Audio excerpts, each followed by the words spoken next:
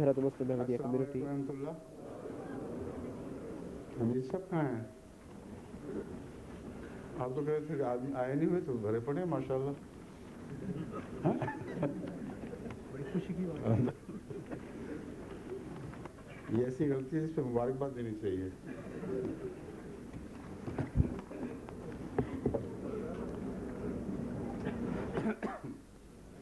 اشہد ان لا الہ الا اللہ وحدہ لا شریک لہ واشہد ان محمدا عبدہ ورسولہ. اما بعد فاعوذ باللہ من الشیطان الرجیم. بسم اللہ الرحمن الرحیم. الحمد للہ رب العالمین. الحمد للہ رب العالمین. الرحمن الرحیم مالک یوم الدین. ایاک نعبد و ایاک نستعین. اہدنا الصراط المستقیم صراط الذین انعمت علیہم غیر المغضوب علیہم ولا الضالین.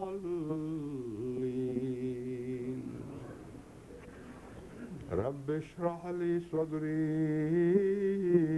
ویسر لی امری واحلل عقدۃ من لسانی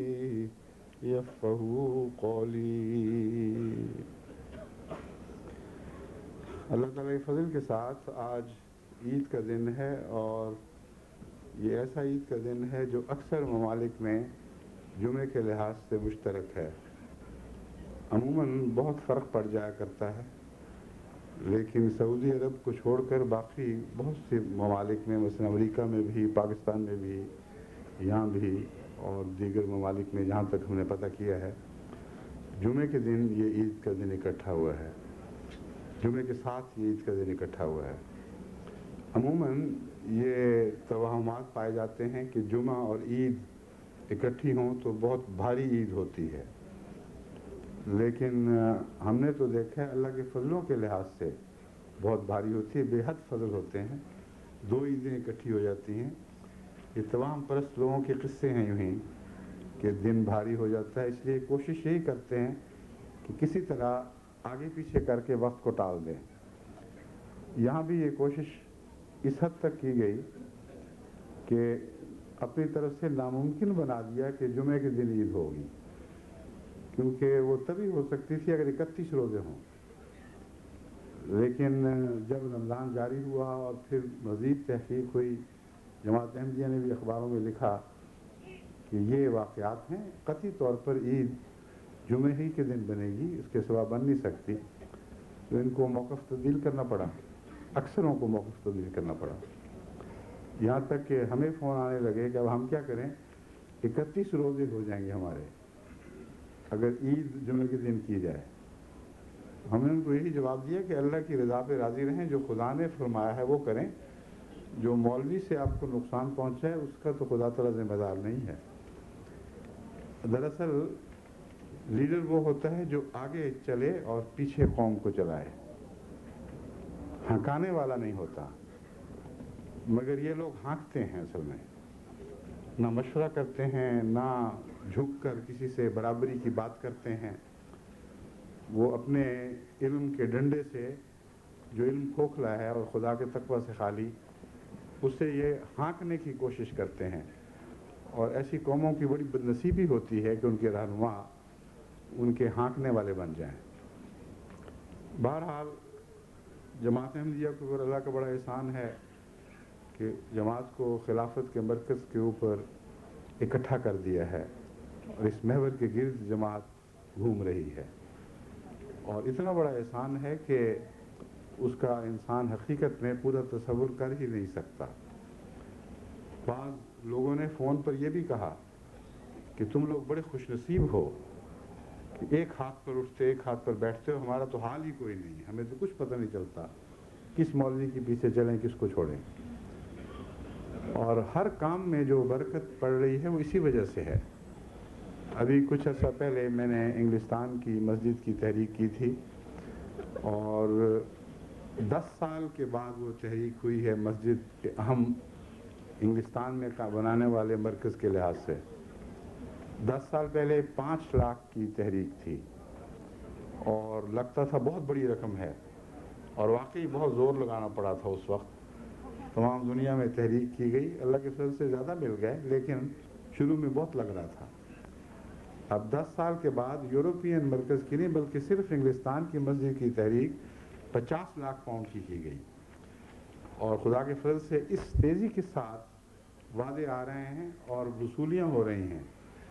کہ عقل دنگ رہ جاتی ہے کہ یہ کیا واقعہ ہو رہا ہے۔ ابھی تک انگلستان سے آنے والے وعدوں کی رفتار بھی خدا کے فضل سے ان کی توقعات سے بہت تیز ہے، اور حیرت انگیز قربانی کے مظاہرے ہو رہے ہیں، لیکن اس کے علاوہ بیرونی جماعتوں نے بھی کمال کر دیا ہے۔ ان کو میں نے واضح طور پر دعوت نہیں دی تھی کہ آپ بھی تشریف لائیں، دروازہ کھلا ہے، بلکہ اشارتاً یہ کہا تھا کہ آنے کی دعوت تو نہیں میں دے رہا لیکن دروازہ کھلا ہے، آنے تو آ جائیں، اور اس پیغام کو ایسا سمجھے ہیں کہ جیسے باقاعدہ ان کو مخاطب کر کے تحریک کی گئی ہو، لیکن وہ جیب میں نے الگ رکھی ہوئی ہے تاکہ انگلستان والے اپنی کوششوں سے غافل نہ ہو جائیں، اس پر بنا نہ کریں۔ آپ نے اپنے 5 لاکھ اکٹھے کرنے ہیں، اور جو باہر سے آ رہا ہے وہ فضل ہے اللہ کا، جب ضرورت پڑے گی اس میں سے آپ کو دیں گے، ورنہ اور کسی مسجد میں استعمال ہو جائے گا۔ تو اپنی طرف سے آپ نے کوشش یہی کرنی ہے کہ انگلستان اپنے پاؤں پہ کھڑا ہو جائے۔ اس کے برعکس وہ لوگ جو اس نعمت سے محروم ہیں، اللہ تعالیٰ نے جو مرکزیت جماعت کو خلافت کی صورت میں عطا فرمائی ہے، ان کا حال یہ ہے کہ اسی رمضان میں آخری جمعے پہ جو جمعۃ الوداع کہلاتا ہے، ایک مسجد میں ایک مولوی صاحب نے تحریک کی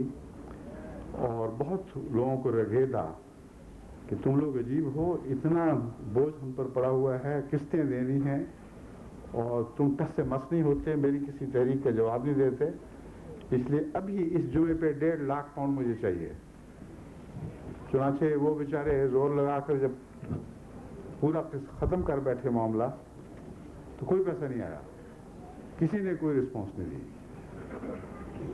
ایک ان میں مسجد میں شامل آدمی نے ایک احمدی دوست سے بیان کیا جو واقعہ، میں نے کہا اس سے لکھوا کے دیں، چنانچہ وہ لکھا ہوا میرے پاس موجود ہے۔ عجیب قصہ ہے، مولوی صاحب نے اپنا بدلہ خوب اتارا، جمعے کی نماز شروع کر کے 1 رکعت میں کھڑے کھڑے سلام پھیر دیا، کھڑے کھڑے السلام علیکم السلام، اور دوسرے مولوی کو کہا آپ چندے اکٹھے کرو، نماز پوری تب کراؤں گا اگر پیسے دیں گے۔ چنانچہ وہ بیچارے لگے رہے، پتہ نہیں کتنے ملے، لیکن جب یہ ختم ہو گیا قصہ تب انہوں نے یہ شرافت کی ہے کہ 2 رکعتیں پھر پڑھا دی پوری کٹھی، ورنہ کوئی بعید نہ تھا کہ اگلی 1 رکعت پڑھا کر یہ سلام پھیر دیتے۔ تو یہ اللہ کا احسان ہے، بہت نمایاں فرق ہے قربانی کی روح میں، زمین آسمان کا فرق ہے۔ اللہ اس فرق کو ہمیشہ قائم رکھے اور اس امتیاز کو نمایاں کرتا چلا جائے۔ دوسری ایک خوشخبری، ایک تو یہ ہے کہ خدا کے فضل سے یہ بھی خوشخبری تھی جو عید کے موقع پر دینی تھی کہ اس تحریک کے جواب میں اللہ تعالیٰ نے جماعت کو بہت ہی غیر معمولی قابل رشک قربانیوں کی توفیق عطا فرمائی ہے۔ دوسری MTA سے متعلق جو عالمی نیک اثرات پیدا ہو رہے ہیں، ان کے تفصیلی بیان کا تو وقت نہیں، مگر غیروں پر جو اثر پڑ رہا ہے اور خصوصاً عربوں پر، اس کی ایک مثال میں آپ کے سامنے رکھتا ہوں، اور اسی خطبے کے ذریعے اس خط لکھنے والے کو جواب بھی دے رہا ہوں۔ وہ خط جو مراکش سے ملا ہے، اس میں وہ ساری جماعت احمدیہ کے برادران مخاطب ہیں، اس لیے میں نے سمجھا کہ عید کے موقع پر سب کو یہ پیغام دے دوں، کیونکہ میرے نام نہیں بلکہ جماعت احمدیہ کے بھائیوں کے نام ہے۔ وہ کہتے ہیں پہلا فقرہ یہ ہے، براہ کرم مجھے بھی جماعت احمدیہ میں شامل کر لیں۔ میں مبالغہ نہیں کرتا کہ میں ایم ٹی اے کے پروگراموں سے بہت متاثر ہوا ہوں۔ یہ بہت بڑی اور شاندار خدمت ہے۔ قبل ازیں میں نے جماعت کی ان خدمات کے بارے میں بھی پڑھ اور سن چکا ہوں، اور مظلوم مسلمانوں کے لیے جو آپ خدمات بجا لا رہے ہیں وہ حیرت انگیز ہیں۔ احمدیت اسلام کی جو تصویر پیش کرتی ہے اس سے مجھے سمجھ آئی ہے کہ انسانیت کے اعتبار سے ساری دنیا ایک ہے، سچ کی طرف راستہ بھی ایک ہی ہے، اور جملہ ادیان کی بنیاد بھی ایک ہی ہے۔ دین وحدت کا موجب ہونا چاہیے، نہ کہ اختلاف اور اختلاف کا۔ اگر بغض نہ ہو تو جنگیں بھی نہ ہوں۔ ان سب باتوں کے باوجود اسلام کو پھیلانا ہے، یہاں تک کہ ساری دنیا میں اسلام پھیل جائے۔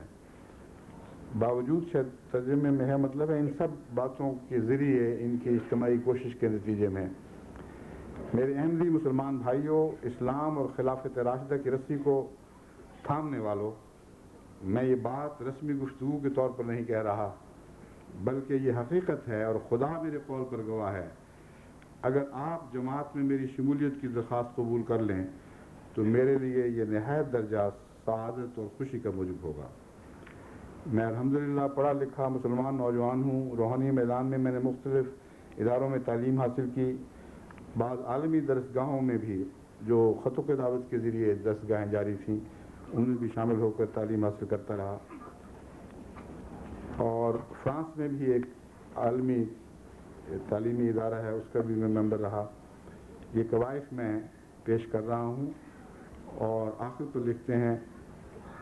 حضرت مرزا طاہر احمد جو خلیفہ رابع ہیں ان سے ملنے اور پاس بیٹھنے کی شدید طلب ہے۔ میرے قوائف درج ذیل ہیں، اور آخر پر یہ درخواست دہرائی گئی ہے کہ مجھے ضرور اپنوں میں شامل کریں، اور میں آپ میں سے ایک ہونا چاہتا ہوں۔ تو میں ان کو، جماعت احمدیہ کو تو ان کا یہ محبت بھرا پیغام سنا رہا ہوں، ان کو میرا جواب یہ ہے کہ اہلاً و سہلاً، آپ ہم میں ہی سے ایک ہیں۔ اللہ کے فضل کے ساتھ نہ صرف ہم میں سے ایک ہیں بلکہ میں توقع رکھتا ہوں کہ ہزاروں کے لیے احمدیت میں داخل ہونے کا رستہ کھولنے والے بنیں گے۔ اللہ تعالیٰ یہ عید آپ کو بھی مبارک کرے، اور ایسے بہت سے حق کے متلاشیوں کو بھی جو اس رستے سے، یعنی ایم ٹی اے کے رستے سے جماعت احمدیہ کو سے واقفیت حاصل کرنے کی توفیق پا رہے ہیں، اور دن بدن ان کی دلچسپیاں بڑھتی چلی جا رہی ہیں۔ ایسا ہی ایک خط بیلاروس سے ملا تھا، اور ایک خط یوکرین سے۔ اس خط میں تو اس نے لکھا ہے کہ میں ان عربوں میں سے ایک ہوں جو باقاعدگی سے آپ کے پروگرام سنتے ہیں، اور دن بدن ہماری دلچسپی بڑھتی چلی جا رہی ہے۔ ہمیں حیران ہے کہ ہم اس عرصے تک کہاں رہے، اور ہمیں پتہ ہی نہیں تھا کہ جماعت احمدیہ کیا چیز ہے، اور اسلام کے کیسے عظیم مسالے اور مقاصد اس سے وابستہ ہیں۔ تو اللہ تعالیٰ توفیق عطا فرمائے خدمت دین کرنے والوں کو، خصوصاً وہ جو کسی نہ کسی رنگ میں ایم ٹی اے سے وابستہ ہیں، کہ ہر پہلو سے ان کی خدمتیں مقبول ٹھہریں۔ اللہ انہیں بھی بہترین جزا دے اور خدمت کی توفیق بڑھاتا چلا جائے۔ تمام جماعتوں کو جو میں نے نصیحت کی تھی پچھلے خطبے میں، اس کی تفصیل نہیں دہراؤں گا، لیکن اس عید پر یاد دلاتا ہوں کہ آپ کے پروگراموں کا انتظار ہے۔ اگر تمام دنیا کی جماعتیں اسی طرح ہدایت کے مطابق پروگرام بنانے لگیں گی تو انشاءاللہ ہمارے پروگراموں کا معیار بہت بلند ہو جائے گا، اور ابھی بھی خدا کے فضل سے اچھا دلچسپ پروگرام ہو رہا ہے، اور لوگ سب دن بدن ہر طرف سے یہی لکھ رہے ہیں کہ ہم سمجھتے ہیں کہ ہر روز ایم ٹی اے پہلے سے بہتر ہوتی چلی جا رہی ہے۔ اب میں اس بات کی طرف آتا ہوں جس کا ذکر میں نے گزشتہ جمعے میں کیا تھا۔ میں نے ذکر کیا تھا کہ شروع رمضان میں، یعنی 10 رمضان مبارک کو جو جمعہ تھا، اس پر میں نے یہ جماعت کو بتایا تھا کہ انسان ساری عمر علم سیکھتا ہے، اور وہ جو یہ سمجھے کہ میں تعلیم حاصل کرنے کی حد سے باہر آ گیا ہوں، وہ متکبر ہے اور جاہل ہے۔ آخر وقت تک علم سیکھنے کا سلسلہ جاری ہے، جاری رہنا چاہیے، اور یہی امت محمدیہ کی شان ہے، یہی امت محمدیہ کو تعلیم دی گئی ہے۔ اللہم صلی علی محمد وعلی آل محمد مبارک وسلم، کہ آخر دم تک علم سیکھو اور علم سکھاؤ۔ اس ضمن میں نے یہ بھی بیان کیا کہ میرا علم سیکھنے کا جو دائرہ ہے وہ تمام دنیا پہ پھیلا ہوا ہے، مسلمان ہو، غیر مسلم ہو، احمدی ہو، غیر احمدی ہو، جہاں سے بھی علم کی کوئی بات ملے، میں سمجھتا ہوں میرا بھی فرض ہے اور سب دنیا میں تمام مسلمانوں کا اولین فرض ہے کہ یہ نہ سوچیں کہ کون کیا کہہ رہا ہے۔ اگر علم کی بات ہے تو وہ مسلمان کی دولت ہے، اسے حاصل کرنی چاہیے۔ حکمت اور علم دونوں چیزیں ایسی ہیں جس کا جو اولین طور پر مسلمانوں کی خاطر ہیں، گویا کہ بس اپنا مال سمجھ کر جہاں سے بھی ملے اسے قبول کرنا چاہیے۔ یہ بیان کرنے کے بعد میں نے یہ بات بیان کی تھی کہ مگر یہ نہ سمجھیں کہ میں صرف آپ سے ہی علم سیکھتا ہوں۔ اللہ تعالیٰ مسلسل آسمان سے مجھ پر علوم روشن فرماتا ہے، اور وہ جو آسمان سے علم اترتے ہیں اس میں میرا اکتساب کوئی نہیں، یہ اللہ کا فضل ہے، اور میں سمجھتا ہوں اس منصب کی برکت ہے کہ اللہ تعالیٰ ایک معمولی علم والے کو بھی چن کر جب ایک منصب پر فائز فرما دیتا ہے تو علمی رہنمائی پھر خدا تعالیٰ اپنے ہاتھ میں لے لیتا ہے۔ 10 تاریخ کو میں نے یہ بات کی، اور اتوار اور پیر کی رات کو، یعنی 2 دن بعد، رات کے آخری حصے میں تہجد سے پہلے صرف 1 منٹ کی ایک چھوٹی سی رویا دیکھی، اور اس میں رویا میں دیکھتے دیکھتے مجھے محسوس ہوا کہ میں کیا کر رہا ہوں اور کیا ہو رہا ہے۔ اپنے اختیار میں بات نہیں تھی، بات چھوٹی سی تھی، دلچسپ تھی، مگر مجھے اس وقت رویا کے دوران یہ احساس ہوا کہ یہ تو معاملہ جاری رہنے والا معاملہ ہے، رویا کے ساتھ ختم ہونے والی بات نہیں۔ چنانچہ جب میں اٹھا ہوں تو وہی سوچ جاری رہی، رویا ختم ہو چکی تھی، اور کئی دن تک اس نے میرے ذہن پہ قبضہ کیے رکھا۔ میں نے کہا تھا کہ عید کے بعد کسی خطبے میں بیان کروں گا، لیکن چند دن پہلے میری بڑی بیٹی نے بڑی منت سے کہا کہ آپ کو پتہ نہیں یا کتنی ہمارے دل میں بے چینی پیدا ہو گئی ہے کہ ہم پتہ تو کریں کیا ہے، یا بتانا نہیں تھا یا بتایا ہے تو جلدی بتائیں، ورنہ یہ جو ہر وقت ہے پتہ نہیں کیا بات تھی۔ اور یہ کہ انہوں نے کہا کہ میری سوچ ہی نہیں بلکہ جو مجھے ملتی ہیں خواتین کہتی ہیں اپنے ابا سے سفارش کرو کہ جلدی بتائیں۔ تو اب میں آپ کو بتاتا ہوں وہ کیا بات ہے۔ وہ اسماء الہی سے متعلق ایک ایسا نقطہ خدا نے تھمایا ہاتھ میں جس سے خدا تعالیٰ کے فضل سے اسماء الہی پر حقیقت میں غور کرنے کا ایک لامتناہی رستہ کھل جاتا ہے، اور اس عجیب انداز سے ہے کہ انسان اس کا تصور بھی نہیں کر سکتا کہ کسی انسان کی ذاتی سوچ کا اس بات سے تعلق ہو۔ دفتر میں بیٹھا ہوا ہوں، ملاقات کا وقت ہے، اور ایک احمدی دوست ایک غیر احمدی شاعر کو اپنے ساتھ لاتے ہیں اور کہتے ہیں انہوں نے ایک سوال کرنا ہے۔ تو میں کہتا ہوں ہاں کریں سوال۔ تو وہ یہ سوال کرتے ہیں کہ میں ایک قدامت پسند شاعر ہوں، اور ترقی پسند شعراء مجھے ہر وقت کہتے ہیں کہ تم بھی ترقی پسند بن جاؤ، ہماری طرح کے خیالات پیش کرو، اور قدامت پسندی ٹھیک نہیں ہے۔ تو مجھے آپ میری رہنمائی کریں کہ مجھے کیا کرنا چاہیے، کیا میں قدامت پسند رہوں یا ترقی پسند بن جاؤں؟ ان کا یہ جواب سننے کے بعد میں نے ان کو کہا کہ دیکھیں مجھے تو آپ کا سوال ہی درست نظر نہیں آ رہا، میرے نزدیک تو کوئی تفریق قدامت پسندی اور ترقی پسندی کی شاعری میں ہو ہی نہیں سکتی۔ وجہ یہ ہے کہ شعر حسن کے گرد گھومتا ہے جیسا پروانہ شمع کے گرد گھومتی ہے۔ اگر حسن سے شعر کا تعلق نہ ہو تو وہ شعر نہیں ہے، اور حسن خدا کے اسماء سے پھوٹتا ہے، اور اسماء الہی کا جو حسن ہے اس میں زمانہ نہیں پایا جاتا۔ اس لیے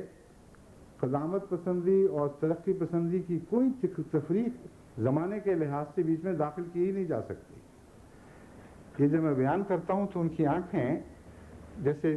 محبت سے پگھلتی ہیں، اس طرح ان کی آنکھوں میں ایک عجیب سرور سا پیدا ہو جاتا ہے، تو یہ لگتا ہے کہ میں نے پوچھی تو چھوٹی سی بات تھی، آپ نے تو بہت بڑی بات بتا دی، اور ہمتاً گوش اگلا حصہ سننا چاہتے ہیں کہ میں مزید اس مضمون کو کھولوں، تو رویا ختم ہو گئی، اور زیادہ سے زیادہ 1 منٹ یا اس سے بھی کم کے عرصے میں یہ گفتگو ہوئی، اور جب میں اٹھا ہوں تو ذہنی لحاظ سے وہ رویا جاری رہی، اس کا دائرہ، رویا کا دائرہ تو ختم تھا، لیکن وہ سوچیں جو چلا گئی تھی وہ مسلسل جاری رہیں، اور اس پر میں نے غور کیا تو میں اس بات پر حیران رہ گیا کہ اسماء الہی کی بحث میں کبھی کسی مفسر نے اس پہلو سے بات نہیں چھیڑی کہ خدا کے اسماء پر وہ تعریف صادق آتی ہے جو صرف میں ہمیں عام طور پر ملتی ہے کہ اسم میں زمانہ نہیں پایا جاتا، اور اگر اسم میں زمانہ نہ پایا جائے تو ایک ازلی ابدی مضمون آنکھوں کے سامنے ظاہر ہوتا ہے، اور بہت ہی گہرا مضمون ہے جس پر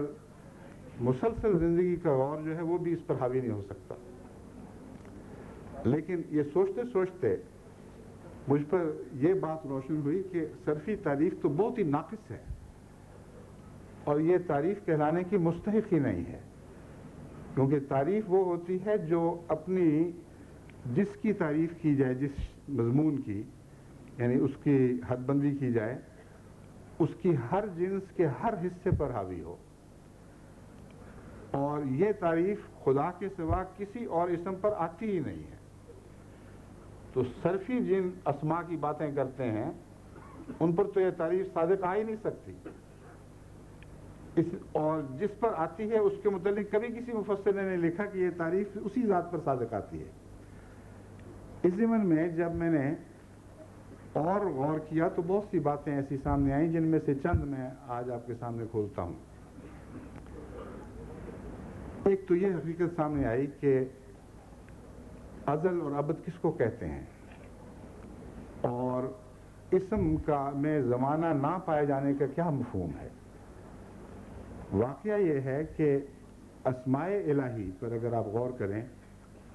تو ازلی ابدی ہیں، اور تمام زمانے ان چیزوں سے تعلق رکھتے ہیں جو مخلوقات ہیں، گویا زمانہ اپنی ذات میں یا وقت اپنی ذات میں کوئی چیز نہیں ہے، یہ تخلیق کی صفت ہے، مخلوق کی ساتھ وابستہ جو ہر مخلوق کے تعلق میں الگ الگ معنی رکھے گا۔ اس مضمون پر غور کرتے ہوئے اسی تسلسل میں مجھے یہ سمجھ آئی کہ زمانہ اس لیے اللہ تعالیٰ میں نہیں پایا جاتا کہ اس میں تبدیلی کوئی نہیں، اور جس چیز میں تبدیلی ہو اس میں لازماً زمانہ پایا جاتا ہے، اور جتنی بھی مخلوقات ہیں وہ مسلسل تبدیلی کی حالت میں سے گزر رہی ہیں، کوئی چیز ایسی نہیں ہے جو پیدا ہوئی ہو اور اسی حالت پر قائم رہے، یا وہ ترقی کر رہی ہے یا وہ تنزل کر رہی ہے، یا وہ زندگی کی طرف بڑھ رہی ہے یا وہ موت کی طرف مائل ہے۔ اور اس تعلق پہ غور کرتے ہوئے مجھے یہ بھی بات سمجھ آئی کہ بیک وقت خدا تعالیٰ زندہ کرنے والا بھی ہے اور مارنے والا بھی ہے، اور یہ کہنا کہ کبھی زندہ کرنے والا بنتا ہے کبھی مارنے والا بنتا ہے یہ درست نہیں ہے۔ مسلسل دونوں اس کی صفات ساتھ ساتھ جاری و ساری ہیں اور کار فرما ہیں۔ ایک انسان جب زندگی کی طرف سفر کرتا ہے تو ہر لمحہ جو پیچھے چھوڑتا ہے وہ اس کی موت کا لمحہ ہے، ہر لمحہ جو آگے بڑھتا ہے وہ اس کا زندگی کا لمحہ ہے۔ تو موت کے خول سے زندگی پیدا ہو رہی ہے، اور جو پیچھے چھوڑ رہا ہے وہ موت کی لکیر ہے، اور ایک ثانیہ کا جتنا بھی چاہیں آپ اس کا چھوٹے سے چھوٹا حصہ کر لیں، یہ مضمون اسی طرح جاری رہے گا۔ اگر خدا زندہ کرتا ہے تو تبھی اللہ فرماتا ہے موت سے زندگی نکالتا ہوں، تو اس کے پیچھے اس کا تمام سفر جو گزر رہا ہے اس کے پیچھے موت کے نقوش پا ہیں۔ جن سے وہ آگے نکل گیا اور تقابل میں آ کر اگلا حصہ زندگی کہلاتا ہے، اور جسے پیچھے چھوڑا وہ موت تھی۔ اور جب ایک انسان یا قوم برعکس سفر کرتی ہے تو اپنے پیچھے زندگی کے نقوش پا چھوڑ رہی ہے اور ہر لمحہ موت میں داخل ہو رہی ہے۔ تو وہ خدا خواہ زندگی سے موت نکال رہا ہو یا موت سے زندگی نکال رہا ہو، یہ مخلوق کی صفات ہیں وقت کی۔ خدا خالق جو ہے اس پر کوئی وقت نہیں ہے، کیونکہ اس میں کوئی تبدیلی نہیں ہے۔ اس پہلو سے جب میں نے صرف والے پہلو پر دوبارہ غور کیا تو مجھے تعجب ہوا کہ کبھی کسی مفسر نے، کسی نحو اور صرف کے ماہر نے اس بات پر کیوں غور نہیں کیا کہ یہ تعریف غلط ہے۔ اس لیے غلط ہے کہ اسم تو خدا کا بھی ہے اور غیر کا بھی نظر آتا ہے، اور اگر یہ تعریف اسم کی تعریف ہے تو غیر اللہ کے اسماء پر بھی صادق آنی چاہیے، مگر کسی ایک پہ بھی صادق نہیں آتی۔ بس اسم حقیقت میں اس تعریف کی روح سے اگر ہے تو اللہ کا ہے، اس کے سوا کوئی اسم نہیں ہے، کیونکہ جب کوئی چیز پیدا ہوتی ہے اس کا نام بنتا ہے، لیکن اس کا نام بننے کے بعد ہر لمحہ اس کی تبدیلی اس کے نام کو غلط کر رہی ہے، اور سوائے اس کے کوئی ایسا مانوی نام ہو جس کا اللہ سے تعلق ہو، وہ زندہ اور جاری نام ہے جس میں تبدیلی کی ضرورت نہیں۔ ورنہ نام جو ہے اس کے اوپر اگر آپ غور کریں تو یہ مسئلہ آپ کو سمجھ آئے گا کہ نام اصل میں دو طرح سے ہیں۔ ایک تو جاہلانہ نام بے معنی، کسی چیز کا جو چاہو نام رکھ دو، وہ نام جامد ہے، ایک مردہ نام ہے اور نام کہلانے کا مستحق ہی نہیں، کیونکہ نام کی جو دوسری تعریفیں کی گئی ہیں وہ یہ ہے کہ وہ نشاندہی کرے کسی چیز کی۔ اگر اس میں نشاندہی کی صلاحیت نہیں ہے تو وہ نام نہیں ہے۔ اس لیے ایسے اسماء ہماری فہرست سے از خود خارج ہو جائیں گے۔ جو صفاتی نام ہیں ان میں وہ نام جو اللہ تعالیٰ کی صفات سے تعلق نہیں رکھتے، وہ مسلسل ایک شخص پر صادق آ ہی نہیں سکتے۔ اگر کسی کو اس کی اعلیٰ حکمت کی وجہ سے حکیم کہا گیا اور یہ نام رکھا گیا، اور وہ ارذل العمر کو پہنچ رہا ہے تو دن بدن اس کی حکمت کم ہوتی چلی جا رہی ہے، اور جب وہ حکمت میں آگے بڑھ رہا ہے تو پہلا نام کفیل نہیں رہا اس کی صفات کا مظہر بننے کے لحاظ سے۔ تو ہر وہ چیز جو تبدیل ہو رہی ہے اس کے نام میں زمانہ پایا جاتا ہے، اور زمانے کا مطلب یہ ہے آج کچھ اور کل کچھ،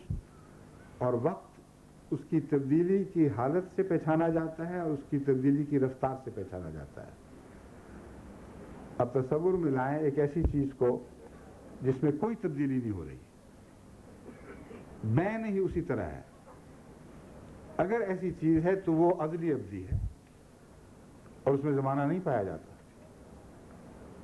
تو اس غور سے مجھے اللہ تعالیٰ کی صفات ازلیت اور ابدیت کی سمجھ آئی کہ وہ ایک ہی ہے جو صاحب اسماء ہے، اور اس کا ہر اسم ازلی اور ابدی ہے اور اس میں کوئی تبدیلی نہیں ہے۔ اور زمانہ جو ہم خدا کے تعلق میں محسوس کرتے ہیں یہ دراصل مخلوق کی صفت ہے، جہاں مخلوق کے زاویے سے دیکھنے سے خدا میں ایک زمانہ دکھائی دے رہا ہے۔ یہ ایسی ہی بات ہے جیسے آپ کھڑے ہوں اور پاس سے گاڑی گزر رہی ہو، اگر دائیں طرف سے گزر رہی ہے اور آگے کی طرف بڑھ رہی ہے، آپ اس کی طرف دیکھیں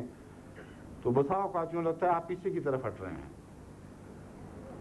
لیکن کون حرکت کر رہا ہے کون نہیں، جب یہ سلسلہ ختم ہوتا ہے اس وقت پتہ چلتا ہے کہ جو حرکت کرنے والی چیز ہے وہ آگے نکل گئی ہے، اور کھڑے جو ثابت وجود ہے، یعنی جامد اور ثابت وجود ہے، وہ کھڑا رہ جاتا ہے۔ اور گاڑی گزرنے کے بعد اچانک پتہ لگتا ہے کہ میں تو وہیں کہ وہیں ہوں، میں موو ہی نہیں کر، حرکت ہی نہیں کر رہا تھا۔ اور اگر بائیں طرف سے الٹی سمت میں گاڑی جا رہی ہو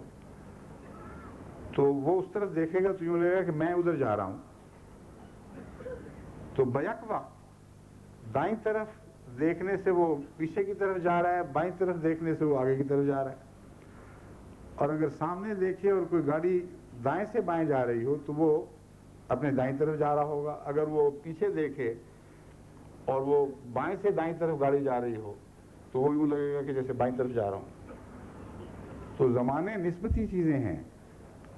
اور یہ تبدیلی کا نام ہے۔ تبدیلی کی نسبت سے زمانے پیدا ہوتے ہیں اور تبدیلی کی نسبت سے رفتاریں پیدا ہوتی ہیں، لیکن جو حرکت کرنے والا ہے وہ بھی جب ایک کھڑی چیز کو دیکھتا ہے تو بعض دفعہ وہ بھی سمجھتا ہے کہ یہ حرکت کر رہا ہے، ہم نہیں کر رہے ہیں۔ چنانچہ ہم بچپن میں خاص طور پر گاڑیاں جب اسٹیشن میں داخل ہوتی تھی تو بڑے شوق سے دیکھا کرتے تھے چیز کہ ایک گاڑی کو دیکھتے ہیں، دیکھتے دیکھتے لگتا تھا کہ ہم کھڑے ہیں، وہ حرکت کر رہی ہے۔ تو اللہ کے تعلق میں جہاں افعال کا ذکر ملتا ہے اور زمانے کا تصور پیدا ہوتا ہے وہ صرف مخلوق کے حوالے سے ہے، ورنہ خدا کی ذات میں کوئی زمانہ نہیں ہے۔ اس پر غور کرتے ہوئے پھر میری توجہ اور بہت سے امور میں سے سورہ فاتحہ کی طرف مبذول ہوئی تو میں دیکھ کر حیران رہ گیا کہ خدا یہ عظیم سورت جہاں تک خدا کا تعارف کروا رہی ہے اس میں کوئی زمانے کا ذکر نہیں ملتا۔ بسم اللہ الرحمن الرحیم، کوئی زمانے کا ذکر نہیں۔ پھر فرماتا ہے الحمدللہ رب العالمین، کوئی زمانے کا ذکر نہیں۔ الرحمن الرحیم، پھر کوئی زمانے کا ذکر نہیں۔ مالک یوم الدین، کوئی زمانے کا ذکر نہیں۔ مالک ہے اصل، اور جہاں بندے کی بات شروع ہوئی وہاں زمانہ آ گیا۔ ایاک نعبد و ایاک نستعین، یعنی مخلوق جب خدا سے تعلق جوڑتی ہے تو محسوس ہوتا ہے کہ اللہ ایک زمانے میں حرکت کر رہا ہے، حالانکہ وہ مخلوق کا زمانہ ہے جو مخلوق دیکھ رہی ہے اصل میں، اور خدا ازلی و ابدی اسی طرح غیر مبدل ہے، اس میں کوئی تبدیلی واقع نہیں ہوتی۔ یہ مضمون، اس مضمون پر غور کرتے ہوئے مجھے یاد آیا کہ بہت ہی پرانی بحث یونان کے فلسفیوں نے ایک اٹھائی تھی، اور اس میں افلاطون اور ارسطو بھی اس بحث میں الجھے ہیں۔ وہ کہتے ہیں کہ وہ چیز جو حرکت کرتی ہے اس کی انرجی ضائع ہوتی ہے، اس لیے اگر اللہ تعالیٰ میں حرکت ہے کوئی، اور اگر تخلیق میں خدا کی حرکت کا تعلق ہے تو پھر وہ کامل خدا نہیں ہو سکتا اور ہمیشہ کا خدا نہیں ہو سکتا۔ اس بحث کو اٹھا کر انہوں نے کچھ جوابات دینے کی کوشش کی ہے، مگر جو خدا کے قائل ہیں ان دونوں میں سے خاص طور پر وہ یہ کہتے ہیں کہ یہ ہماری سمجھ سے بالا صحیح، لیکن خدا تعالیٰ کا ارادہ بغیر حرکت کے ہے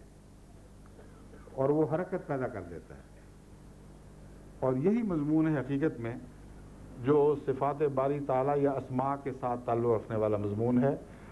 اس میں کوئی تبدیلی نہیں، مگر جب وہ کوئی مخلوق پیدا کرتا ہے تو مخلوق کے ساتھ ایک زمانہ پیدا ہو جاتا ہے۔ اب دل دھڑکتے ہیں تیز رفتاری کے ساتھ، اور ان کے ساتھ ایک انسان کا ایک زمانہ بنتا ہے۔ چھوٹے جانوروں کے دل زیادہ تیز رفتاری سے دھڑکتے ہیں، ان کی عمریں بھی چھوٹی ہیں اور ان کا زمانہ، ان کے پیمانے بھی مختلف ہیں، اور یہی مضمون ہر چیز پر حاوی ہے، یہاں تک کہ سائنسدانوں نے میرا دماغ اس طرف بھی پھر گیا کہ جو پروٹون کے متعلق خیال پیدا کیا تھا ایک زمانے تک اس خیال پہ قائم رہے کہ ازلی ابدی ہے۔ وہ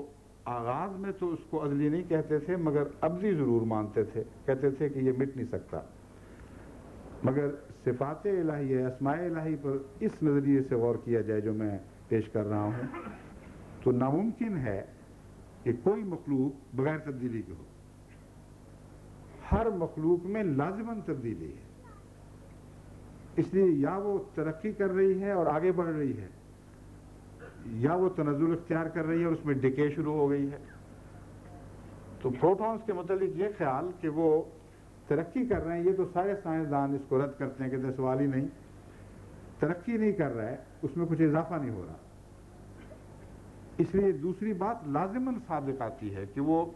کچھ نہ کسی پہلو سے کم ہو رہے ہیں، کوئی تبدیلی ان کے اندر ہو رہی ہے۔ اور آج کے دور میں اب تمام جو فزسسٹ چوٹی کے ہیں وہ اس بات کو تسلیم کر بیٹھے ہیں کہ ابھی تک ہمیں تجرباتی طور پر اس کا معین ثبوت نہیں مل سکا کہ پروٹان کی عمر کتنی ہے، مگر اس میں کوئی شک نہیں کہ اس کی بھی عمر ہے۔ جو چیز پیدا ہوتی ہے اس میں تبدیلی لازم ہے، اور دائمی حالت صرف اللہ تعالیٰ کی شان ہے، اس کے سوا کوئی نہیں۔ اس مضمون پر غور کرتے ہوئے مجھے خیال آیا کہ حضرت اقدس مسیح موعود علیہ السلام اس زمانے کے امام ہیں۔ پرانے فقہا، مفسرین، اہل علم اگر اس مسئلے پر غور کرتے ہوئے اس نقطے کو نہ پا سکے ہوں تو یہ ناممکن ہے کہ اللہ تعالیٰ نے حضرت مسیح موعود علیہ السلام پر بھی یہ نقطہ روشن نہ فرمایا ہو۔ تو میں نے ہدایت کی کہ مجھے اس مسئلے پر حضرت مسیح موعود علیہ السلام کی تمام تحریریں فوراً مہیا کرو۔ تمام تو شاید نہ ہو سکی ہوں، مگر جو ملی ہیں ان میں بین ہی میری بات کا جواب مل گیا ہے، اور یہ بھی اللہ کی شان ہے اور صداقت مسیح موعود علیہ السلام کا ایک عظیم نشان ہے۔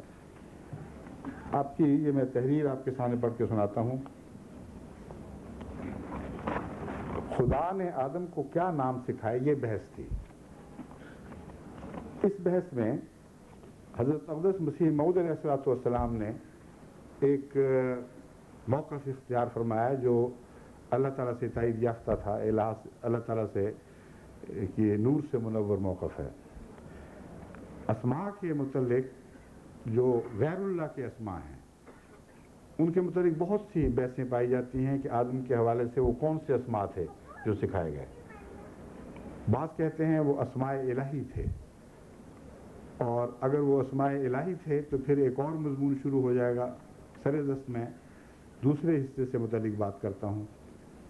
کہ اسماء کیا ہیں اور کیسے ان کو پہچانا جائے، اور آدم کو جو اسماء سکھائے گئے وہ کیا تھے۔ اگر یہ صرفی نحوی تعریف لفظ اسم پر جاری کی جائے تو فعل اور اسم اور حرف میں ایک تفریق ہو جائے گی، اور لازماً یہ ماننا پڑے گا کہ اللہ تعالیٰ نے کوئی فعل نہیں سکھایا، کوئی حرف نہیں سکھایا، صرف اسماء کی بات کی اور وہیں بات ختم کر دی۔ حضرت اقدس مسیح موعود علیہ السلام اس بحث میں داخل ہو کر جو بات فرما رہے ہیں وہ حیرت انگیز ایک اللہ تعالیٰ کی طرف سے ایک عارفانہ کلام ہے۔ فرماتے ہیں کہ خدا نے آدم کو نام سکھائے، پس یہ سکھلانا کئی باتوں پر دلالت کرتا ہے۔ ان میں سے ایک یہ کہ خدا تعالیٰ نے کلمات کو مسمیات کے ذریعے سے سکھلایا، اور مسمیات سے مراد ہمارے ایسے امور ہیں جن کا بیان کرنا اشارات کے ذریعے سے ممکن ہو، خواہ وہ فعل ہوں یا اسماء مخلوقات۔ اسماء مخلوقات میں سے ہوں، اور پھر دوسرا امر یہ ہے کہ حقائق اشیاء اور ان کے جو چھپے ہوئے خواص ہیں وہ زبان عربی میں سکھلائے گئے۔ یہ فرمانے کے بعد اس مضمون کو آپ نے بندوں کے تعلق میں یوں بیان فرمایا کہ جہاں تک بندوں کے اسماء کا تعلق ہے ان میں فعل اور حرف کی کوئی تفریق نہیں کی جا سکتی، زمانے کی کوئی تفریق نہیں۔ اس پر مزید روشنی ڈالتے ہوئے فرماتے ہیں اگر تو یہ بات کہے کہ نحویوں نے لفظ اسم کو اسماء مخصوصہ سے خاص کیا ہے، یعنی وہ اسماء جن کے واسطے معنی ہیں اور تین زمانوں میں سے کسی سے اقتران نہیں رکھتے، اگر تو یہ بات کہے اور کہے کہ آپ نے کس طرح اسماء میں افعال بھی داخل کر لیے، سارے مضمون داخل کر لیے، جبکہ ناوی تو یہ تعریف کرتے ہیں کہ اسماء میں زمانہ نہیں پایا جاتا، تو چونکہ یہ مخلوقات کی بحث ہے، اس ضمن میں حضرت مسیح موعود علیہ السلام فرما رہے ہیں جواب اس کا یہ ہے کہ اس فرقہ کی اصطلاح ہے، اور جب ہم حقیقی طور پر نظر کریں تو یہ اصطلاح ساقط الاعتبار ہے۔ اگر تم اسم کے معنوں پر حقیقی معنوں میں غور کرو، ایک اصطلاحی معنوں کو نظر انداز کرتے ہوئے یہ دیکھو ان کا دعویٰ درست ہے کہ نہیں کہ اسم میں زمانہ نہیں پایا جاتا، تو یہ بات گہرے غور سے قطعاً غلط ثابت ہوتی ہے۔ تو وہ اسماء جو مخلوق کے اسماء ہیں ان میں لازماً زمانہ پایا جاتا ہے. 3 طرح سے یہ زمانہ پایا جاتا ہے. ایک اس کا اول بھی ہے اور اس کا آخر بھی ہے. دوسرا اس میں مخلوق ہوتے ہی ایک تبدیلی شروع ہو جاتی ہے. ناممکن ہے کہ کوئی چیز خلق ہو اور تبدیلی نہ ہو رہی ہو اس میں، اور تبدیلی نام زمانے کا ہے. تبدیلی اٹھا دو تو زمانہ کھڑا ہو جاتا ہے. بس وقت کوئی آزاد چیز نہیں ہے جسے پیدا کیا گیا ہو. وقت ایک مخلوق تخلیق کی صفت ہے، اور خالق جو تخلیق کرتا ہے وہ اس صفت کے تابع نہیں ہے، اس سے بالا ہے. بس اللہ کی ذات میں کوئی زمانہ نہیں ہے، وہ ہمیشہ سے ہے، ہمیشہ رہے گا. یہ معنی ہے اس کا کہ جس میں تبدیلی نہیں ہو رہی اس میں زمانہ کیسے ہو سکتا ہے، اور جس میں تبدیلی نہیں ہو رہی اس کا ازل سے ہونا ایک لازمی منطقی نتیجہ، اس کے سوا بن ہی نہیں سکتا. بس ایک ہی ذات ہے جو ازلی کہلا سکتی ہے جس میں تبدیلی نہ ہو رہی ہو، اور ہر وہ ذات جو تبدیل ہو رہی ہے اس کا لازماً کوئی آغاز ہے، اس کے بغیر وہ بات چیز شروع ہی نہیں ہو سکتی. اور اس اصل کو تو دنیا کے تمام محقق اور منطقی اور فلسفی اور سائنسدان تسلیم کر چکے ہیں کہ وہ چیز جو تبدیل ہو رہی ہے اس کا آغاز کہیں ہمیں ملے گا، کہیں اس کا کنارہ ملے گا. بس اللہ تعالیٰ خالق ہونے کی حیثیت سے زمانوں سے بالا ہے، اور وہی ایک چیز ہے، ذات ہے جو ہمیشگی رکھتی ہے. نہ اس کا پہلے کوئی کنارہ ہے، نہ اس کا آخر پہ کوئی کنارہ ہے. حضرت مسیح موعود علیہ السلام کے جو اقتباسات اکٹھے ہوئے ان میں بہت سے ایسے ہیں جو اس مضمون کو بہت ہی زیادہ حیرت انگیز روشنی کے ساتھ بیان فرما رہے ہیں. لیکن ایک دوسرا پہلو جو اس کا ہے، جس کے متعلق میں سمجھتا ہوں کہ غور آگے بڑھتے رہنا چاہیے، وہ یہ ہے کہ اس پہلو سے تخلیق کے مسائل پر غور کیا جائے، اور وہ چیز جو فانی ہے ان کے متعلق یہ تلاش کرنا کہ انہیں کس حد تک بقا کیسے ممکن ہے، کیسے مل سکتی ہے. یہ ایک مسئلہ ہے جو ہمارے لیے ترقی کی بہت سی راہیں کھول سکتا ہے. لیکن سر دست میں آپ کو حضرت اقدس مسیح موعود علیہ السلام کے بعض ارشادات پڑھ کے سناتا ہوں جو نور ہی نور ہیں سراپا، اور اس مضمون کو ہر اقتباس مزید کھولتا چلا جاتا ہے. پرانی تحریریں نام سے جو آپ کی کتاب روحانی خزائن جلد 2 میں ملتی ہے، اس میں ہے اس کے لیے تمام اسماء حسنہ ثابت ہیں، یعنی جمیع صفات کاملہ جو بے اعتبار کمال قدرت کے عقل تجویز کر سکتی ہے اس قدرت پہ جمع ہے. یعنی اسماء الہی سے مراد یہ ہے اسماء حسنہ. اور قرآن کریم نے حسنہ کے تابع جو صفات کو اسماء الہی کو بیان فرمایا ہے، اسی سے حضرت مسیح موعود علیہ السلام اسم الہی کی تعریف میں اسم حسن داخل سمجھتے ہیں، اور یہی درست ہے. اور اس پہلو سے آپ فرماتے ہیں کہ عقل صفات کاملہ کے متعلق جو کچھ بھی غور کر سکتی ہے، جہاں جہاں بھی پہنچے گی، وہ تمام صفات کاملہ اسماء الہی کی صورت میں موجود دکھائی دیں گے. ان سے نہ انسان آگے نکل سکتا ہے، نہ پیچھے رہ سکتا ہے. کوئی ایسا حسن کامل کا تصور انسان باندھ ہی نہیں سکتا جو اسماء الہی میں نہ ملتا ہو. پھر فرماتے ہیں خدا تعالیٰ ہمیشہ اپنی ازلی ابدی صفات کے موافق کام کرتا ہے، اور اگر ہم دوسرے لفظوں میں انہیں ازلی ابدی صفات پر چلنے، انہی ازلی ابدی صفات پر چلنے کا نام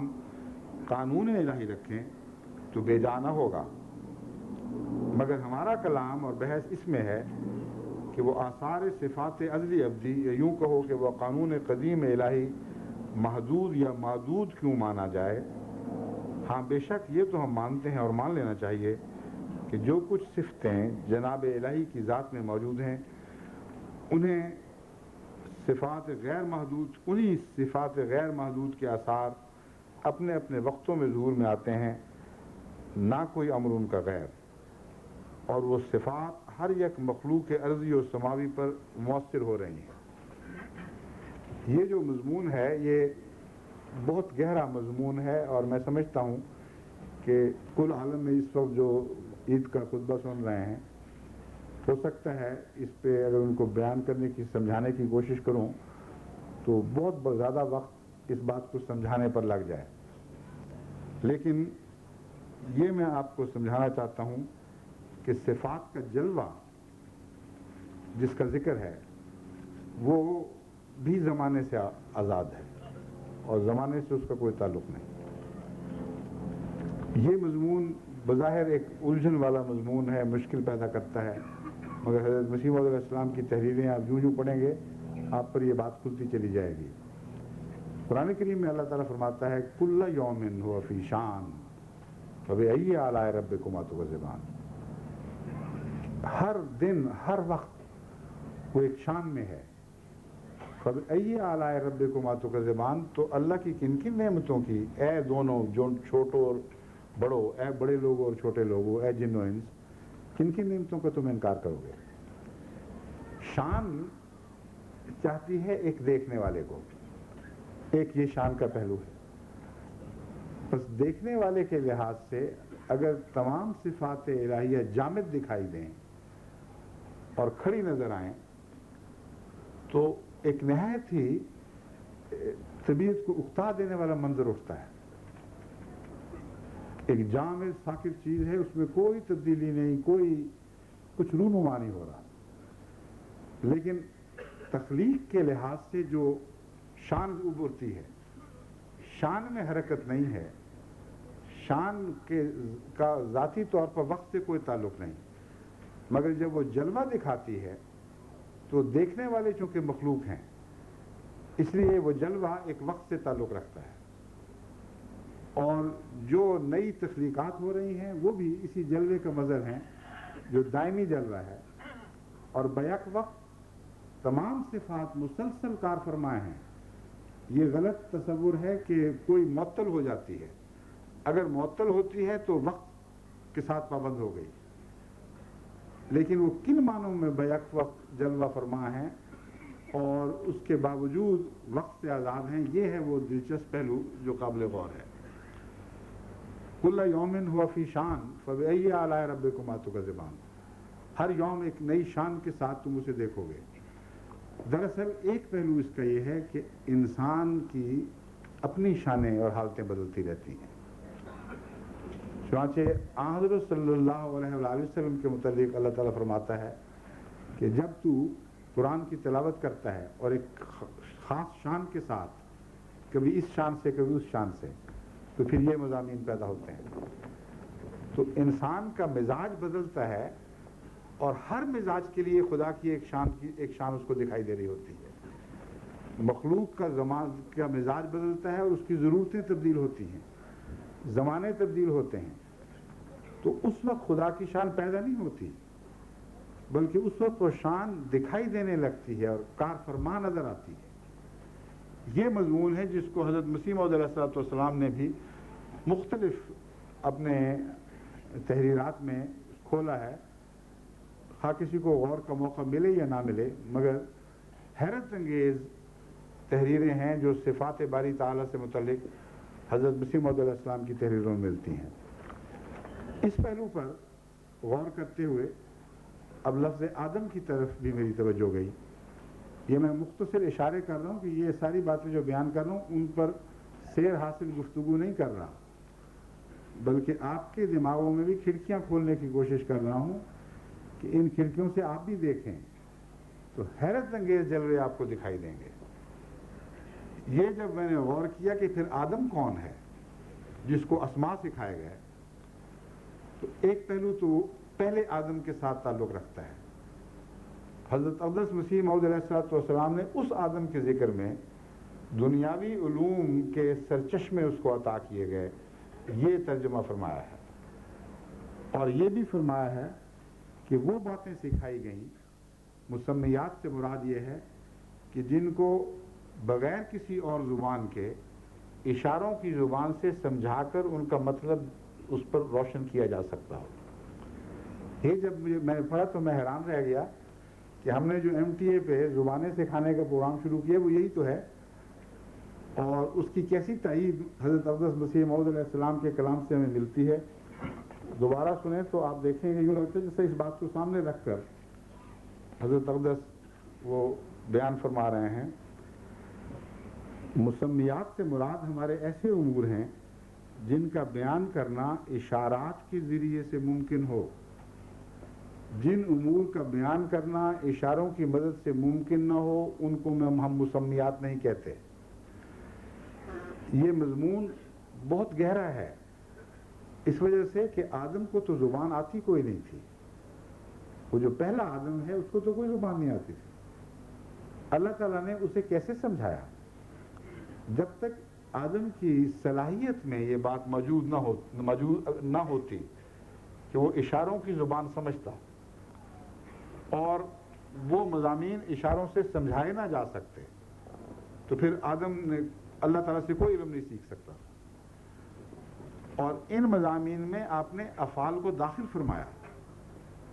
اور افعال کو داخل فرمانے کے بعد اس منطقی تعریف، نحوی تعریف کی غلطیوں کی طرف اشارہ کیا کہ زمانہ تو ہر مخلوق میں پایا جاتا ہے، اس لیے اس تعریف کو مخلوقات پر عائد کی چسپاں کیا ہی نہیں جا سکتا۔ غور کر کے دیکھ لو تو ہمیں سمجھ آئے گی کہ وہ بالکل بودھی تعریف ہے اس پہلو سے۔ تو اب جب MTA کی طرف میری توجہ گئی تو میں نے دیکھا کہ ہم یہی تو کام کر رہے ہیں جو آدم نے شروع کیا تھا، یعنی آدم سے اللہ تعالیٰ نے جو سلوک فرمایا، جس طرح اسے علوم عطا فرمایا اور سمجھائے، یہی کوشش ہم زبانوں کے متعلق کر رہے ہیں۔ اور حضرت مسیح موعود علیہ السلام آگے چل کر زبانوں کے حوالے سے کہتے ہیں کہ عربی زبان اللہ تعالیٰ نے آدم کو براہ راست اشاروں کے ذریعے سکھائی، اور جو مطالب آگے بڑھے تو زبان اپنے آپ کو خود پھر بلڈ کرنے لگ گئی ہے اور زیادہ مضامین میں طاقت پیدا ہوتی چلی گئی۔ لیکن دوسرا پہلو ایک اور آدم کا ہے، وہ آدم روحانی آدم ہے۔ بس اسماء الہی کے ساتھ بھی اس مضمون کا ایک تعلق ہے، میں دنیاوی علوم کا نہیں۔ حضرت مسیح موعود علیہ السلام نے جہاں بھی دنیاوی علوم کی بات کی ہے وہاں پہلے آدم کا ذکر فرمایا ہے اور بڑی واضح تفریق کی ہے۔ روحانی طور پر حضرت محمد مصطفیٰ صلی اللہ علیہ وآلہ وسلم ہی آدم ہے، بس وہ آدم جس کا ایک آغاز ہوا ہے شروع میں ایک سرچشمے کے طور پر، وہ اپنے درجہ کمال کو پہنچا ہے حضرت محمد رسول اللہ صلی اللہ علیہ وآلہ وسلم کے زمانے میں۔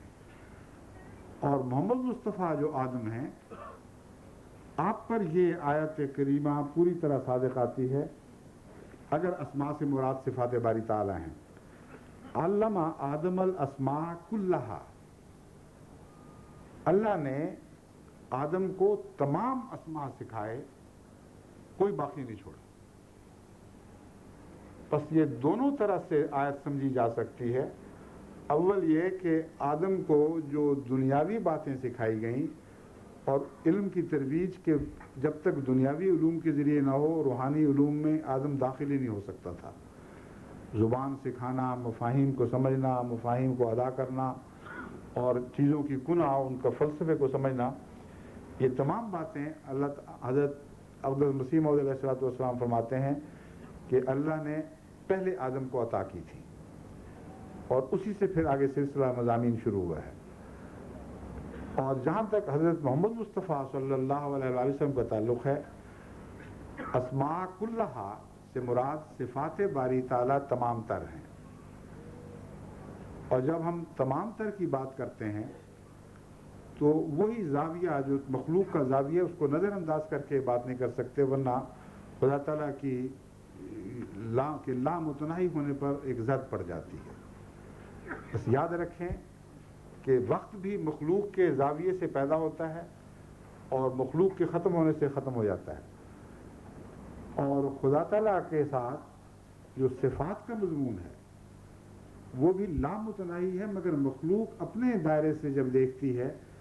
تو اتنی صفات کو سمجھ سکتی ہے جو اس مخلوق کے انتہائی دائرے سے تعلق رکھتی ہیں، اس سے زیادہ نہیں۔ تو اللہ سے مراد یہ ہے کہ بشر کو اللہ تعالیٰ نے جو صلاحیت عطا فرمائی،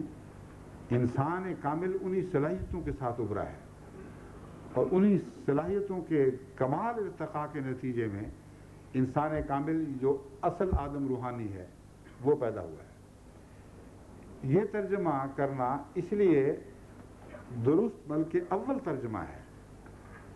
کہ قرآن کریم میں جو بحث اٹھی تھی وہ تو خلیفہ کی بحث تھی،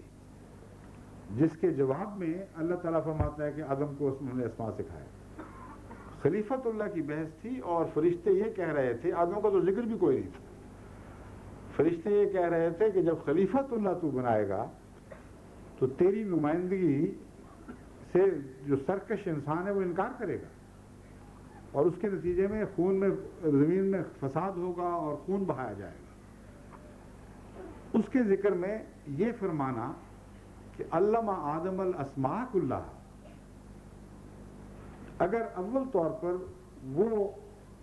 خلیفہ اول مراد نہیں جو زمانے کے لحاظ سے اول ہے، یعنی مرتبے کے لحاظ سے اول ہے،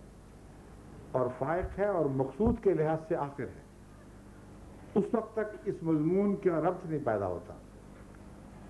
بس اللہ تعالیٰ نے فرشتوں کو کہا کہ تمہیں تصور بھی نہیں ہے کہ خلیفۃ اللہ کیا چیز ہے جو میں پیدا کرنے والا ہوں۔ صفات الہی میں تمہارا علم محدود ہے، اور اس کا علم تمہارے علم سے بہت زیادہ ہے، تو تم جو کہتے ہو کہ ہم تیری تسبیح کرتے ہیں اور تحمید کرتے ہیں، اس تسبیح اور تحمید کے سامنے اس کی کیا حیثیت ہے جو میرا بندہ محمد رسول اللہ آ کے کرے گا؟ اور وہ آدم ہے جس کو محمد رسول اللہ جس کو اللہ تعالیٰ نے تمام اسماء حسنہ سکھا دیے،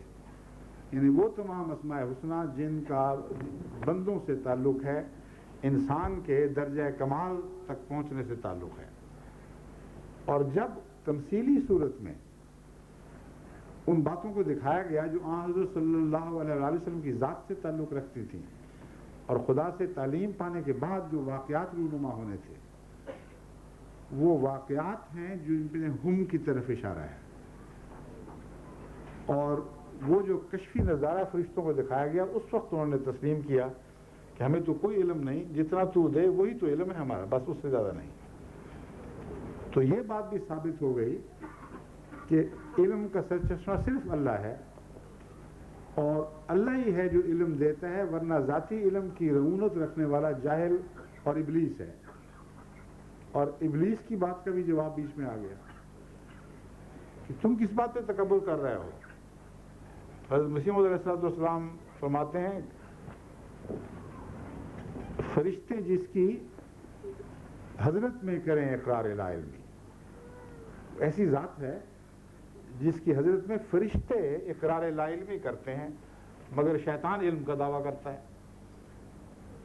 اور اللہ تعالیٰ نے کشفی طور پر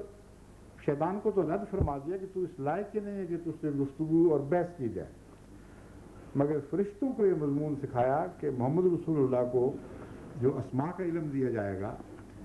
وہ بہت عظیم الشان علم ہے، اور اس پہلو سے جب انسان مجھے دیکھے گا تو میں زیادہ تسبیح کے لائق دکھائی دوں گا، میں زیادہ تحمید کے لائق دکھائی دوں گا، اصل میری شان اس وقت پوری طرح ظاہر ہوگی۔ اس لیے تم اسے بیکار کیوں سمجھ رہے ہو؟ یہ جو مضمون ہے اس سے پتہ چلتا ہے کہ دراصل روحانی طور پر آدم اول کہلانے کے مستحق صرف حضرت محمد مصطفیٰ صلی اللہ علیہ وسلم ہے، اور اس نسبت سے آدم ثانی حضرت مسیح موعود علیہ السلام بنتے ہیں۔ اگر حضرت محمد رسول اللہ کے وقت سے دیکھا جائے اور آپ پر جو علوم روشن ہوئے ہیں اسماء کے، ان کو سمجھنے کے اعتبار سے دیکھا جائے تو یہ ایک دعویٰ نہیں، آپ تمام کتب سابقہ کا جو علماء نے لکھی ہے مطالعہ کر کے دیکھ لیں، اسماء پر جو روشنی حضرت مسیح موعود علیہ السلام نے ڈالی ہے اس کا عشر اشیر بھی کہیں اور دکھائی نہیں دے گا۔ بس اسماء کلھا اول طور پر حضرت اقدس محمد مصطفیٰ صلی اللہ علیہ وآلہ وسلم کو سکھائے گئے، اور روحانی دنیا کے آپ ہی آدم بنتے ہیں، اور آپ کی غلامی میں آئندہ زمانے میں جب آپ کا نور منتشر فرمانا تھا اور تمام دنیا کے اندھیروں کو روشنی میں بدلنا تھا، اس وقت ایک آدم ثانی پیدا کیا گیا جو حضرت مسیح موعود علیہ الصلوۃ والسلام ہے، اور اسماء کا علم آپ کو عطا کیا گیا۔ اس رویا سے میں سمجھتا ہوں کہ ہمارے زمانے میں اس علم کو مزید ترقی دی جائے گی، اور اللہ تعالیٰ اثر نو اسماء کے علم سکھانے کا ایک دور شروع فرما چکا ہے، اور سائنس کی دنیا میں بھی اور مذہب کی دنیا میں بھی نئے نئے امور اسماء الہی کی روشنی میں دریافت ہوں گے، اور ان کی کن اور حقیقت پر نئی روشنی پڑے گی۔ وقت چونکہ کچھ زیادہ ہو رہا ہے اور ابھی کچھ کام باقی ہیں، وقت تو ہمارے پاس ویسے زیادہ ہے، لیکن کچھ ایسی مشکلات ہیں جن کے پیش نظر ہمیں نسبتاً جلدی ختم کرنا ہوگا۔ ایک جمعہ ہے آج، اور جمعہ میں نے ان سے وہ ہدایت کی تھی کہ جتنا پہلے پڑھا جا سکے اتنا پہلے پڑھا جائے، اس لیے 12 بجے سورج ڈھل جاتا ہے اور 5 منٹ بعد جمعے کا وقت شروع ہو جاتا ہے، تو ہمیں جمعہ اس وقت پڑھنا چاہیے، کیونکہ بہت سے دوست ہیں جنہوں نے ابھی عید منانی، یعنی ظاہری طور پر عید منانی شروع نہیں کی، اسماء الہی سے تو خوراک حاصل کر رہے ہیں، لیکن وہ مسمیات میں جب جلوہ گر ہوتے ہیں اسماء الہی اور غذا بنتے ہیں جسم کی، تو اس وقت بھی تو اس کا بھی تو ایک لطف ہے، تو اس کے لیے ہمیں کچھ وقت مہیا کرنا چاہیے۔ تو انشاءاللہ 12 بجے کے بعد جلد ہم جمعہ شروع کر دیں گے، اور مختصر جمعہ ہوگا۔ اس کے بعد پھر آپ مصروف ہو جائیں اپنی دلچسپیوں میں۔ افریقہ کی طرف سے ہمیں ایک پرزور درخواست ملی ہے کہ ہمارے آپ نے صرف 4 گھنٹے رکھے ہوئے ہیں، اس ساری تقریب کو یا 4 گھنٹے کے اندر ختم کریں یا ہمارا وقت بڑھائیں۔ یہ مجبوری ہے جو اب مجھے اس مضمون کو ختم کرنا پڑتا ہے۔ انشاءاللہ اس کے بیچ میں اور کام بھی ہیں، آپ سے مصافحے کرنے ہیں۔ خواتین کی خواہش ہوتی ہے کہ چند منٹ کے لیے میں ان کی خدمت میں بھی حاضر ہو کر السلام علیکم کہوں، اور پھر جمعہ بھی پڑھنا ہے، تو اس پہلو سے اب اگر ختم کر دیا جائے اس مضمون کو تو کوئی مذاکرہ نہیں۔ اس خطبے کو ختم کرنے سے پہلے میں اپنی طرف سے، آپ سب کی طرف سے، تمام دنیا کے احمدیوں کو،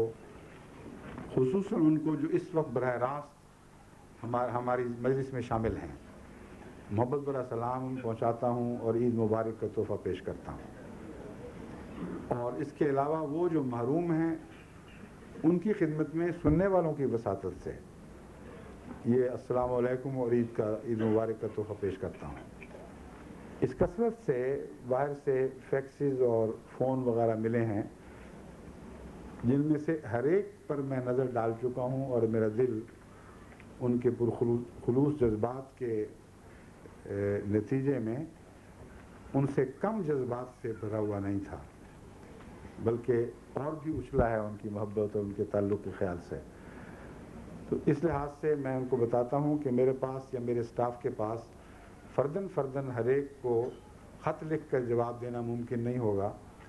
مگر میں اس عید کے پیغام میں آپ سب کا شکریہ ادا کرتا ہوں۔ جزاکم اللہ احسن الجزا۔ اللہ یہ عیدیں آپ سب کے لیے بھی مبارک کرے۔ عید کی دعا میں اپنے مظلوم بھائیوں کو تو یاد رکھیں گے آپ، جیسا کہ میں کل کی دعا میں آپ کو تاکید کر چکا ہوں۔ ایک بات میں کہنی بھول گیا تھا، آنے والی نسلوں کو، تو عید کی دعا میں اپنی آنے والی نسلوں کو بھی یاد رکھیں، کیونکہ جو اچھے کام خدا نے ہماری نسل کو توفیق عطا فرمائی ہے، وہ 1 سال یا 2 سال کے کام نہیں، وہ سینکڑوں سال اپنی تکمیل کے لیے چاہتے ہیں۔ تو یہ دعا کریں کہ اللہ ہماری نسلوں کو راہ راست پر قائم رکھے، کیونکہ نسلوں کا انجام ہی ہے جو دراصل ایک نیک آدمی کی کوششوں کا پھل ہوا کرتا ہے۔ اگر کسی نیک آدمی کی کوششیں اپنی ذات تک محدود رہ کر ختم ہو جائیں اور اس کی اولاد ان نیکیوں کو جاری نہ رکھے تو بڑی محرومی ہے۔ اور اسی لیے اللہ تعالیٰ نے ہمیں جو دعا سکھائی ہے، ربنا هب لنا من ازواجنا وذریاتنا قرۃ اعین واجعلنا للمتقین اماما، یا واحد کے صیغہ میں بھی پڑھی جاتی ہے ربنا، مجھے یاد نہیں مگر جمع کا صیغہ میرے ذہن میں ہے اس وقت، ربنا هب لنا، جمع کا صیغہ یہ هب لنا من ازواجنا وذریاتنا، بیوی جب کہے گی تو ازواج میں خاوند شامل ہوں گے، خاوند جب کہے گا تو ازواج میں عورتیں اس کی بیوی شامل ہوگی۔ ربنا هب لنا من ازواجنا وذریاتنا، اور ہماری آئندہ نسلوں کے لحاظ سے بھی ہمیں آنکھوں کی ٹھنڈک پہنچا۔ اور نسلوں آنکھوں کی ٹھنڈک کیا ہے؟ یہ نہیں کہ وہ دنیا میں ترقی کر جائیں، وہ ترقی تو عارضی چیز ہے، اور مومن کی آنکھیں محض دنیا کی ترقی سے ٹھنڈی نہیں ہوا کرتی۔ فرمایا وہ آنکھوں کی ٹھنڈک عطا فرما، وَاجْعَلْنَا لِلْمُتَّقِينَ إِمَامًا، کہ ہم متقیوں کے سربراہ کے طور پر تیرے حضور حاضر ہوں، جب مریں تو تیری نظر میں متقی کہلانے والے ہوں، ایسے متقی جو خود ذات میں متقی نہیں بلکہ جن کی نسلیں متقی ہیں، جن کے آگے جلوس سے آگے ہم کھڑے ہیں یا تیرے حضور حرکت کر رہے ہیں۔ یہی وہ مضمون ہے جس کو میں بارہا بیان کر چکا ہوں۔ حضرت مسیح موعود علیہ السلام ایک مصرے میں بیان فرماتے ہیں، اور حیرت انگیز طور پر دل پر اثر انداز کرنے والا مصرع ہے، یہ شعر ہے کہ یہ ہو میں دیکھ لوں تقویٰ سبھی کا، جب آئے وقت میری واپسی کا۔ میں اپنی اولاد کو اس حالت میں چھوڑ کر جا رہا ہوں کہ ان کو متقی دیکھ رہا ہوں۔ تو یہ ایک بہت ہی ضروری دعا تھی جو میں کل یاد نہیں دلا کر سکا، مجھے بھی یاد نہیں آئی، تو اس عید کی دعا میں اپنی آنے والی نسلوں کو ضرور یاد رکھیں، قیامت تک یہ نیکیوں کے سلسلے جاری رہیں اور وہ لوگ ترقی کرتے چلے جائیں۔ اپنے سے مزید ترقی کی دعا کرنا اگر آپ دل پر غور کرنے تو مشکل کام ہے۔ یہ کہنا کہ اگلی نسلیں ہم سے آگے نکل جائیں ایک مشکل دعا ہے، مگر جس کو اللہ اور اس کے پیغام سے محبت ہے وہ یہ سیکھ ہی لیتا ہے یہ دعا کرنا۔ بس آئندہ کے لیے یہ دعا کرنا کہ ہماری نسلوں سے بھی بہتر نسلیں پیدا ہوں، یہ اللہ تعالیٰ سے ہماری سچی محبت کی دلیل ہوگا۔ اس لیے دعا یہ کریں، اور سلسلے کے جتنے بزرگ ہیں جنہوں نے عظیم کام کیے ہیں اور خدا سے عظیم کاموں کی توفیق پائی ہے، ان کی اولادوں کے لیے بھی اپنی اولادوں میں تک اس دعا کو محدود نہ رکھیں۔ تمام ایسے بزرگ جن کی اولادیں آج جاری ہیں احمدیت میں، خدمت کی توفیق پا رہی ہیں، اللہ ان کو خدمت کی راہوں پر مستحکم رکھے اور انہی راہوں پر آگے بڑھائے، اور جب یہ مریں تو یہ بھی اگلوں کا تقویٰ دیکھتے ہوئے مریں۔ اس دعا کو بھی آپ اپنی دعاؤں میں شامل رکھیں۔ تمام احمدیت کی راہ میں تکلیفیں اٹھانے والوں کو بھی السلام علیکم اور عید مبارک کا تحفہ پیش کرتا ہوں، بڑوں چھوٹوں عورتوں اور بچوں کو۔ میں امید رکھتا ہوں کہ ہر جگہ پرانے پیغامات کو یاد رکھتے ہوئے غریبوں کی خدمت کے خصوصی پروگرام بنائے ہوں گے۔ سیرا لیون کی جماعت کو تو خاص طور پر میں نے ہدایت کی تھی، اور وہاں سے جواب بھی مل گیا ہے کہ جو مفلوق الحال لوگ ہیں جو اپنے گھر بار چھوڑ کر مجبور ہو کر دوسرے علاقوں کی طرف ہجرت کر گئے ہیں، کوئی ان کا پرسان حال نہیں اور بہت ہی زیادہ تنگی کی حالت میں ہیں، ان کے لیے عید کا دن تو کم سے کم ایسا بنائیں کہ ایک وقت ان کو پیٹ بھر کر کھانا میسر آئے۔ تو پہلے انہوں نے چھوٹے اندازے بھیجے، میں نے کہا نہیں میں بڑی بات کر رہا ہوں، پھر اور میں نے کہا اور کریں، جہاں تک توفیق ہے آپ کھلائیں، اللہ تعالیٰ مہیا کر دے گا رقم۔ تو ان کی طرف سے اطلاع مل گئی ہے کہ ہم نے اپنے انتظام کو بہت پھیلا لیا ہے، آپ مطمئن رہیں۔ انشاءاللہ تعالیٰ کوشش یہی ہوگی کہ ہمارے دائرے میں کوئی شخص بھوکا نہ رہے اور عید کے دن اسے اچھا کھانا میسر آ جائے۔ تو کھانا بھی میسر آئیں، روحانی پیغام بھی پہنچائے جائیں، مگر کھانے کے ساتھ منسلک کر کے نہیں۔ روحانی پیغام کا مضمون الگ ہے، اور غربت کی انتہا کے وقت خدمت کے ساتھ پیغام دینا جائز نہیں ہے، اس لیے اس کو اس وقت نہ جوڑیں، اپنی تبلیغی مہم الگ جاری رکھیں اور خدمت کے کام الگ جاری رکھیں۔ اللہ تعالیٰ ہمیں ان سب امور کی بہترین توفیق عطا فرمائے۔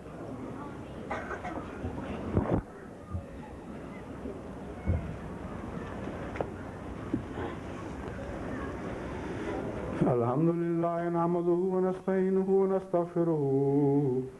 ونؤمن به ونتوكل عليه ونعوذ بالله من شرور أنفسنا ومن سيئات أعمالنا من يهده الله فلا مضل له ومن يضلله فلا هادي له ونشهد أن لا إله إلا الله وحده لا شريك له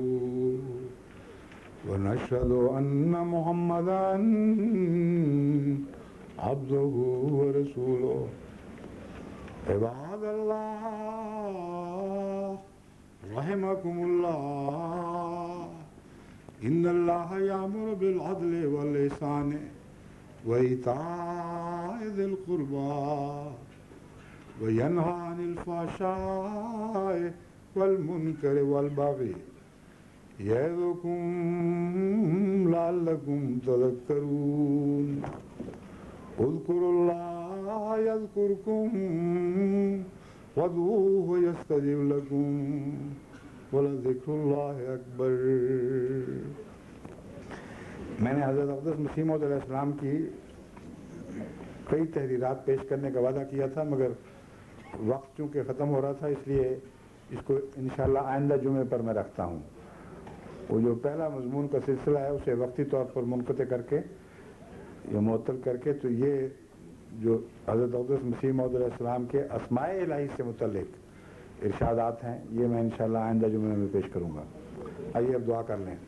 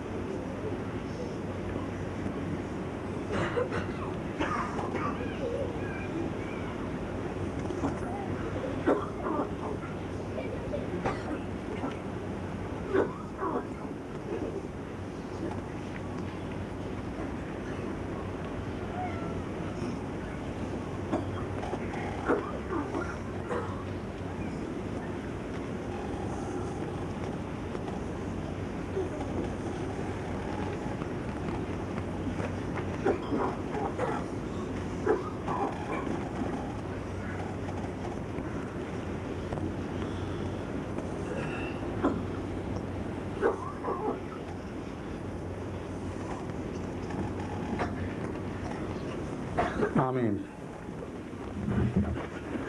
اب جیسا کہ گزشتہ